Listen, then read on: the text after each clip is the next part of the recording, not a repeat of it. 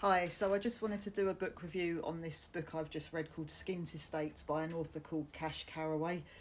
I found out about the book totally by accident. I was watching a documentary with the actress Kathy Burke, who you may know from Harry Enfield and Kevin and Perry, and she actually mentioned this book and did an interview with Cash. Now, I personally think it's a really, really good book.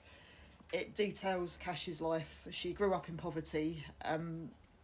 Her mum was a single parent. She did have her dad around for a few years, but then he ended up, moving out because their mother was quite abusive. Her mother was very abusive to her.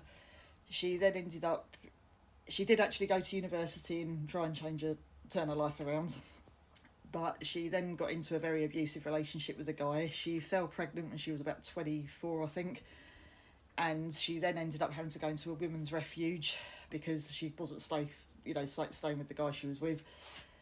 And although it's written in quite a humorous way, there is a lot of dark stuff in it because she does suffer a lot of abuse, and it's very good because it highlights the stigma that still is still attached to being a single mother or being poor. We live in, the year's 2024. You'd think things have changed, but it's not really. Some of the way people judged her, you'd think we were living in the 18th century still. It was horrible.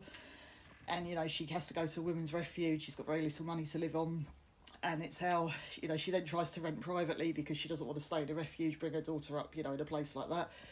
And she takes on about 5, 6 jobs, but she can't often make the rents because the London rent is extortionate. And, the minimum wage doesn't pay, barely covers her rent, let alone the bills and everything she has to pay. And it's just it's a very good book, very sad, but it just really opens your eyes up to how people still have to live in this day and age, especially in London. Especially with the house prices totally out of control. And I just think, I would highly recommend this book if you like biographies and you like, reading about other people's lives. I would definitely give this a go because it's definitely one of the best books I've read this year, and I think you'll really enjoy it.